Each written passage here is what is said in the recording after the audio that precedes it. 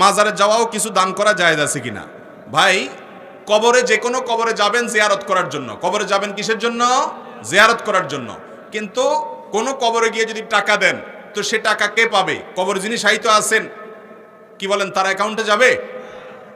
কবরের চারপাশে যেগুলো ঘিরে থাকে, বিশেষ করে বিভিন্ন বিভিন্ন পীর সাহেবদের কবর বা বিভিন্ন আল্লাহর কোনো নেককার বান্দা চলে গেছেন, তার কবরকে ঘিরে যে মাজার গড়ে উঠছে, ওই মাজারের চারপাশে যারা গাঞ্জা টাঞ্জা খায়, বেকার বসে থাকে, বৈরাগ্য জীবন যাপন করে, সমাজ দেশের বোঝা হয় এবং নামাজ কালাম নাই, বেশিরভাগ ফাসেক ফাজের, আপনি টাকা দিলে ওদের গাঞ্জার টাকা যোগান দেওয়া হবে।